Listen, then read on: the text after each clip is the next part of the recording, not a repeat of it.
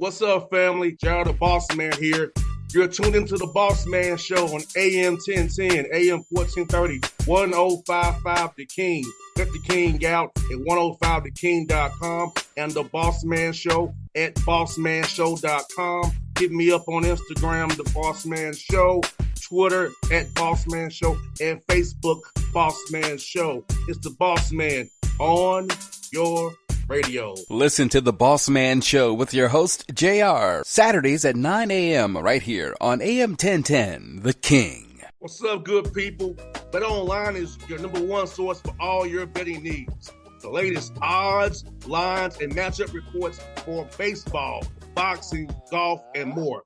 BetOnline continues to be the fastest and easiest way to place your wagers, including live betting and your favorite casino and card games available to play right from your phone. Head to the website or use your mobile device to sign up today and get in on the action. Remember to use your promo code BELIEVE, B-L-E-A-V, for your 50% welcome bonus on your first deposit. BetOnline, where the game starts. BS3 Network, changing the way you watch TV. Yes, BS3 Network, changing the way you watch TV, covering content and hot topics from A to Z, sports, music, society and culture, movie reviews, you name it, we have it. Check it out on bs3network.com or check us out on Roku, BS3 TV on Roku, as well as check out your favorite podcast on all podcast platforms or Spreaker.com/BS3 Network. You are now tuned to BS3 Network.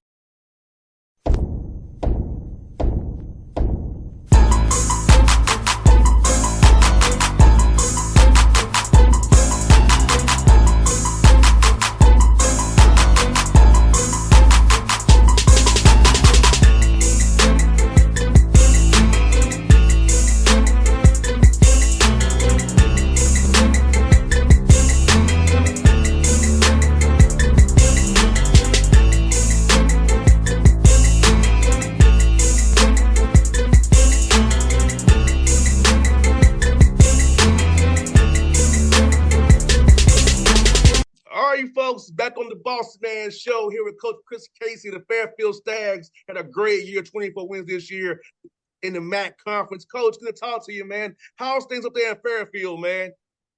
Things are good. We don't have the cicadas that you were just talking about, so we're not battling that. But things are good. You know, we're getting towards the end of the year.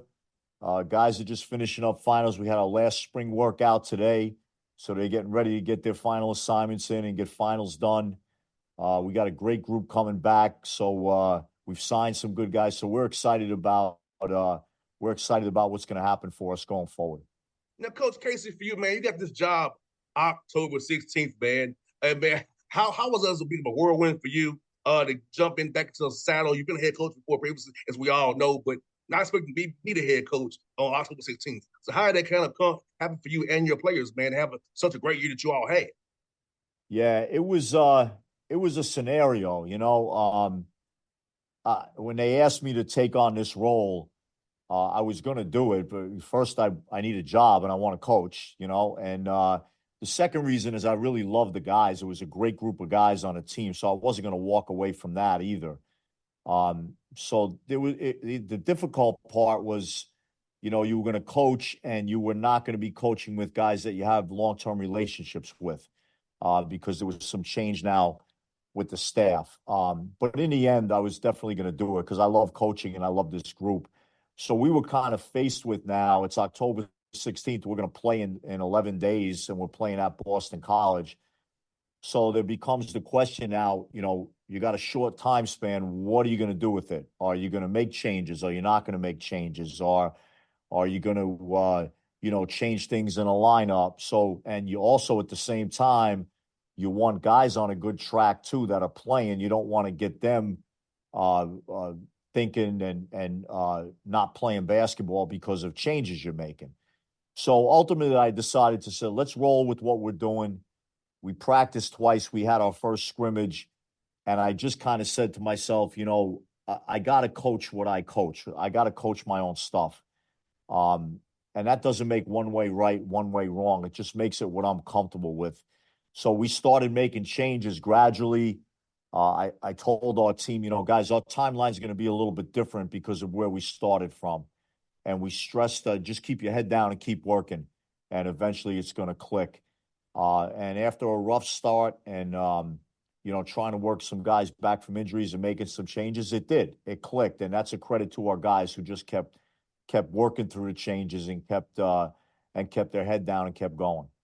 And you know what, Coach Casey, what's good about that? Sometimes young men either embrace adversity or run from it or fold. And your guys embraced it and just stayed the course. I know that sounds trite, but just staying the course and being together about what we're trying to accomplish and our goal we're trying to accomplish, it really does work in basketball and sports period, because I feel like sometimes if you stick with your team and what you all got the same common goals, you'll be okay if you really committed to what you're doing the right way.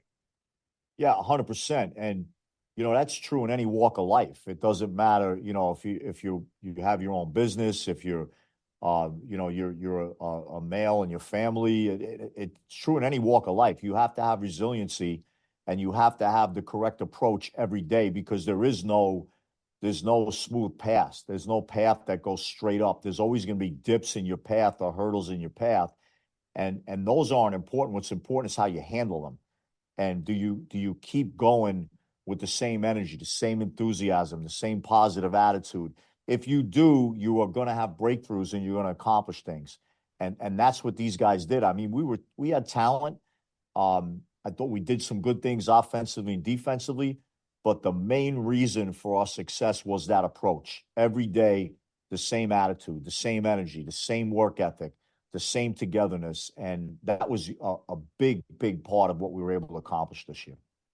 And Coach, man, for you, man, making it to the CBI semifinals, playing in Daytona, man, you invite me down there. So how fun is that for your guys to get to go down there, play against quality teams, get 2 quality wins on a tough semifinal game you had, but be able to go down and compete in postseason ball and kind of set a marker to build on from last year and going to next season as well. Yeah, that was terrific for us. Obviously there's going to be some level of disappointment. We got to the conference championship game, and we lost a close one to St. Peter's, who did an outstanding job in that game. So credit to them and their coaching staff. But, there's going to be a disappointment level after something like that. You've worked for it all year. But our guys still wanted to play, and that was a conversation we had. And the CBI does a wonderful job of running that tournament down at Daytona. It's professionally run. There's some good teams in it. And we decided ultimately to go, and it was good for us. We won 2 games down there, lost in the semifinal to Seattle, but we had a couple really good wins, and we had a couple guys have breakout games. And so the overall response to going down there was definitely a positive thing for us. And Coach, for these workouts in the spring, Coach, is it more so still kind of putting more of your stuff in, or is it more kind of individual work trying to get guys ready for that summertime grind of getting better, and before you start putting more team stuff in late in the summer into that fall once school starts back in August?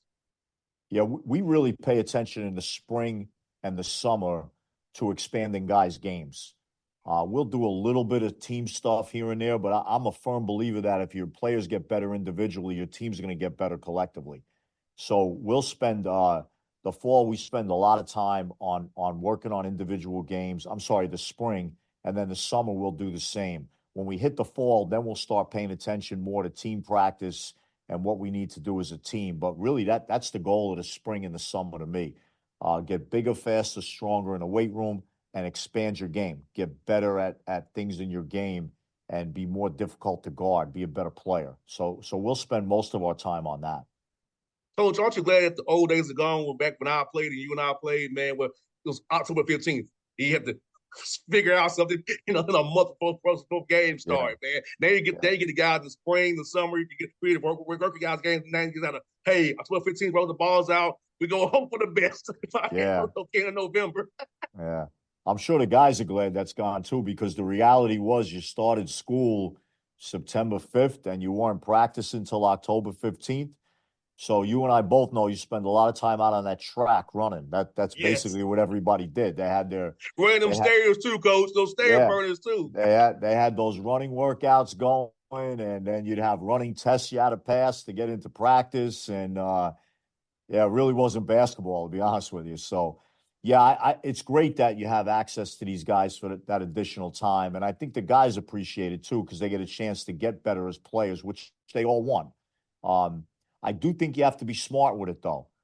It's a long season, when you factor in the 8 weeks of the summer, and then you're basically starting that third, fourth week in September. Your games are starting in November. They're running all the way through to mid, late March.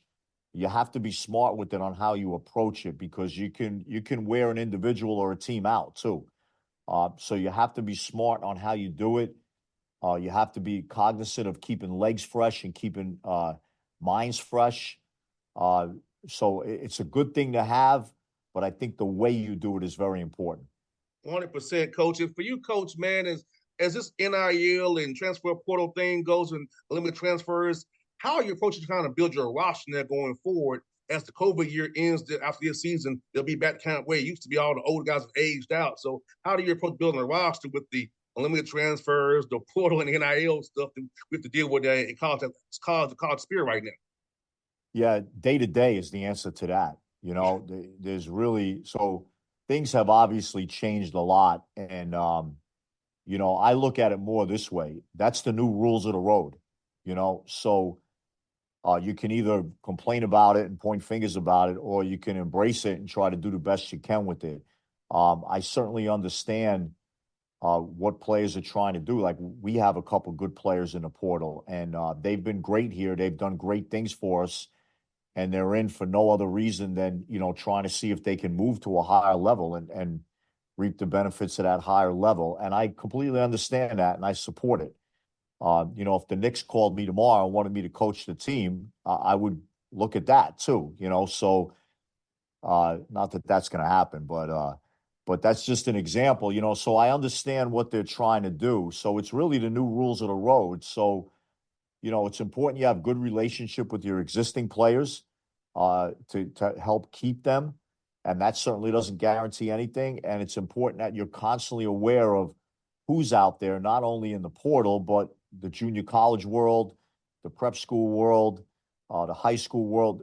You want good players and you want good people. And you're going to have to explore all those options to do it. The big difference is now is how quickly things happen.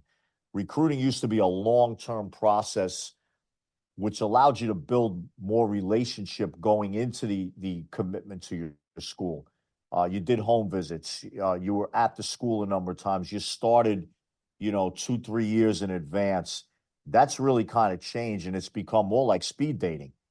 Oh, So yeah. you really have to be quick about not only finding guys who are talented players, but making sure that you're paying attention to what their makeup is. Does their makeup match that talent? Are they the right people? Or do they have the right mentality? Are they going to work? Are they about team over self? You have to do those things much quicker now because, guys will make commitments a lot quicker. 100%, coach. And I've told young men this too at different levels. Hey, if you are playing well and getting stats at a certain place, just because of a different logo and different names, I mean you'll play as much. And then because this is what scouts look for overseas and NBA and agents, you gotta have some numbers. If you're just the eighth or ninth guy at a high major, you're not put up any numbers. So Yeah. I'll stay where I'm at and put up numbers. I can put money in my bank account down the road playing this game of basketball we all love. It's a great point, because this is the conversation that mid-major coaches have with their best players who go in the portal. And I've this will be my 39th year coming up of coaching college basketball, so I've seen it both ways. So if you're a mid-major player and you're putting up really good numbers at your school, right, you're going to draw the attention of scouts, whether it be get on an NBA Summer League team, maybe an NBA workout, overseas scouts. You're going to draw attention with that because of those numbers. So now the decision becomes, do I stay at that level and keep putting up those numbers and win games, or do I roll the dice now and try to go to a higher level in hopes of attaining those goals. It's got positives and negatives to it. The majority of the statistics show that the guys who do that now, their numbers get cut in half. Points per game, minutes per game, shot attempts per game. Those things go down. So now what you've done is scouts who are looking at you when you were playing at the mid-major level, putting up number and saying that guy might be a high-level guy. Now what you've done is you've shown them, well, maybe you're not a high-level guy. So now your interest is different. And now if you do go overseas, instead of starting in the top league, you're going to start in the third league or the fourth league in those countries. And now it takes a couple of years to work your way up into a good paycheck, a good situation. And a lot of guys don't persevere that. So they hop out relatively quickly as opposed to going over there and starting at the high-level leagues and maybe working your way to another country, to another high-level league where that's got a better situation for you. So there's pros and cons to it. And, you know, statistically, the numbers show that it's not the best idea for a lot of guys. 100%. You know, and my dad talked to me about that. Like, look, son, stay at Tennessee State. Do what you're doing at Tennessee State. Do not leave. So I'm glad that back in the 2000s, my dad had that much foresight for me then, and it worked out for me. So I'm thankful for my father to be able to tell me that. And I took his advice. I wasn't hard-headed. I took his advice. It worked out for me pretty darn well, I must say. Yeah, it's important to have. That's the other part of this whole deal. It's important to have the right people around you, you know, because there's going to be when you go in that portal or you're out there to be recruited, there's a lot of people going to say a lot of things, you know, and that's both the places that are recruiting you, the people that may have coached you along the way, family members. So it's really difficult. I mean, I think the best advice is to keep a tight circle on that kind of stuff and really trust the people whose actions have matched their words and that have helped you along the way, because those are the guys that have your best interest in mind and will give you the best advice. 100%. And Coach West gets coaching, man, for you. So when you're not coaching hard, man, doing your thing, man, so how do you kind of like get away from the game and decompress and enjoy yourself, man? Well, a couple ways. First, my family's real important to me. I got a wonderful wife. I got two daughters. They were both college soccer players. They're both going to graduate now, one with a master's and one undergrad. You know, so I always like spending time with them. As a coach, you spend a lot of time away. I'm fortunate that they're very much part of our program. My wife is always around, and she knows every single one of the players, and it's great when she walks in the gym and she's giving every guy a hug. Hey, good to see you. You know, I think that's important for me to be around. And the same with my daughters. So I'll spend time with them. I get my workouts in. I want that, you know, almost on a daily basis. I used to do a lot of road races and triathlons. That was in my younger years. My body got a little beat up from that. So I've kind of moved now to kickboxing workouts and things like that. I've really kind of gotten into that and gotten an interest in that. Those are really the two things. I'll watch some baseball. Big Met fan, unfortunately. I know that doesn't sit well with your Atlanta viewers. You guys are a pain in our rear and have been for a long time. God bless you, though. You're one of the best franchises in Major League Baseball history, to be honest with you. But I'll watch a bunch of baseball if I have free time. I enjoy that, too. Because baseball, you know, when I'm watching the NBA playoffs, I love watching the Knicks. I'm straight New York. Knicks, Giants, Mets. I love watching the Knicks and what they're doing. But when I watch NBA games, I'm dissecting it. You know, 100%. What did they run there? How are they rotating on this? What are they doing on the ball screen coverage? And I enjoy that part of it. But if I go watch some baseball, I can shut my brain off from that and just enjoy it. So those are kind of the things I like to do. Yeah, you know, Coach, what I do, Coach, I come to the U.S. Open every year, man. I go to the U.S. Open. The whole time catch me a Mets game across the way if they're in town while the U.S. Open's in town. So, you know, I caught lucky to catch a Brave game up there, up at Citi Field and Old Shea Stadium. So, yeah, now I'm saying like you, I'm Coach. I'm Hawks, Braves, and Falcons. I know it's probably painful for me because I get much winning other than the Braves. You know, it's crazy, too, with young guys. Like, I don't understand this. They got no geographic loyalty. You got guys from Jersey and their favorite team is the Cardinals, or the Arizona Diamondbacks. Like I don't know. I grew up in New York, so I'm rooting for everything New York. I don't know the geographic loyalty part. I don't quite get all the time, but Yeah, Coach, I grew up a Hawks ball boy and a Brave bat boy. yeah, So there's a yeah, kid, man. So I got that yeah, loyalty. So I'm yeah. You're like, not man, going anywhere. You're that's straight all I Atlanta. know. God bless you. You know what, Coach, also helped me too was the Braves came on at 7:35 on TBS every night. They had Yeah, the Cubs on WGN at 2:20 or 3:20, depending on what day how they played. So it was like I had the Cubs in the early afternoon, the Braves late in the evening after the Fresh Prince came on. 7:35 first pitch for the Atlanta Braves on yeah, TBS. yeah, yeah. That was so we had a little different when I was growing up. You had limited stations, on the TV. So if you wanted to watch the Knicks or they weren't always on TV. They would be on, but sometimes it was tape delay. Grew up a big fan of St. John's, but you had to wait till Saturday on WOR to see that game. So it wasn't as readily available as it is now. And I'll tell you this crazy story about the Knicks. This is kind of funny. So I grew up in Brooklyn and Queens. We were living in Jackson Heights, Queens. And around the block from us, I lived on 72nd Street and 25th Avenue, which was right on the Brooklyn Queens Expressway. Around the block, there was a school called the Lexington School for the Deaf. So it was an international school, and families would send their children there for education because their kids were deaf. And they had facilities there. So the Knicks used to do a couple satellite practices around the city, and one of them was at Lexington School for the Deaf.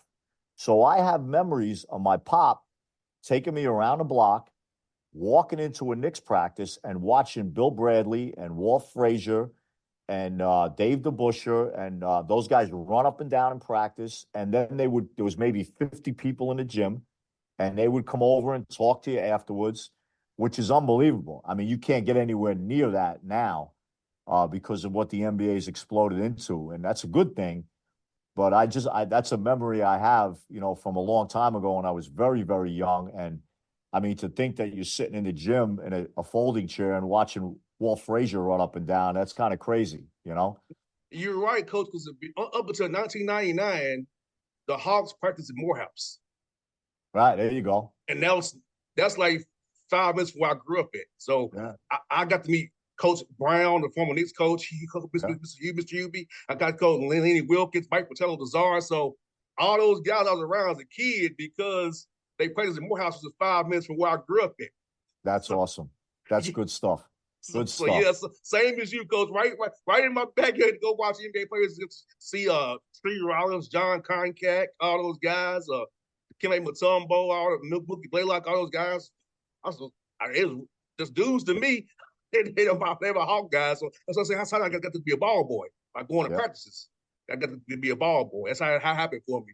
And yeah, now I'm in media now, covering the Hawks. So yeah. full circle. Good stuff, man. That's good stuff. Yes, sir. Now, Coach, before you go on, Coach, how was New York City basketball back in your day in high school, man? I know there's a lot of competition, man. How was it, man? Being immersed in all that stuff, man. Well, there was a stretch there where there was some unbelievable New York City guards.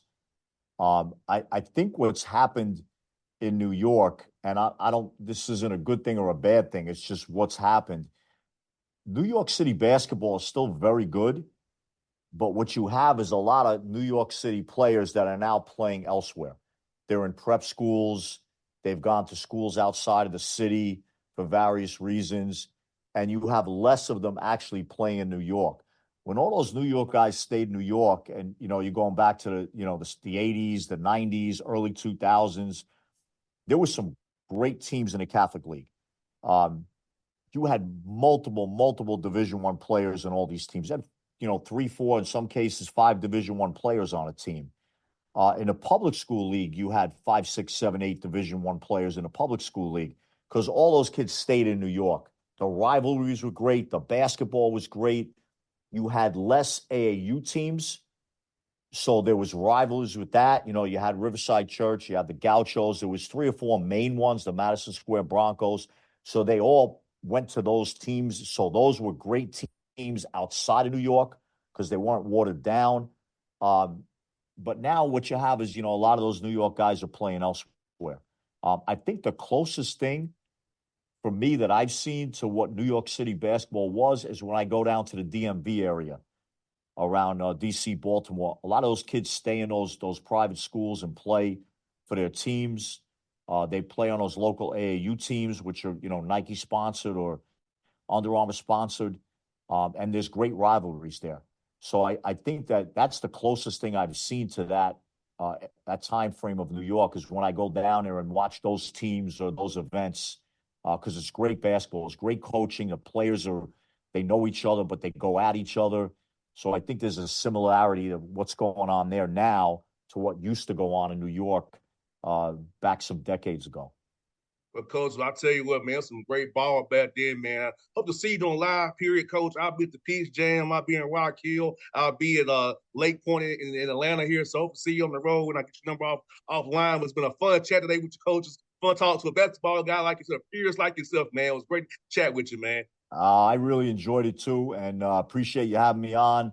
And definitely, if I see you at those events, make sure we say hello and make contact. Sounds good, Coach. Coach, this was fun, man. All right. Enjoy. Have a good day. All right. BS3 Network. Changing the way you watch TV. Yes, BS3 Network, changing the way you watch TV, covering content and hot topics from A to Z. Sports, music, society and culture, movie reviews. You name it, we have it. Check it out on bs3network.com or check us out on Roku, BS3 TV on Roku, as well as check out your favorite podcast on all podcast platforms or Spreaker.com/BS3 Network. You are now tuned to BS3 Network. What's up, good people? Bet Online is your number one source for all your betting needs. The latest odds, lines, and matchup reports for baseball, boxing, golf, and more.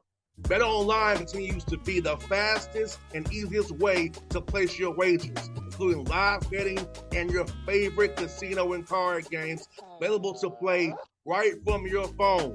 Head to the website or use your mobile device to sign up today and get in on the action. Remember to use your promo code BELIEVE, BLEAV, for your 50% welcome bonus on your first deposit. Bet Online, where the game starts. What's up, family? Jared the Bossman here. You're tuned into the Bossman Show on AM 1010, AM 1430, 1055 The King. Let the King out at 105theking.com and the Bossman Show at bossmanshow.com. Hit me up on Instagram, The Bossman Show, Twitter at Bossman Show, and Facebook, Bossman Show. It's the Bossman on your radio. Listen to the Bossman Show with your host, JR, Saturdays at 9 a.m. right here on AM 1010, The King.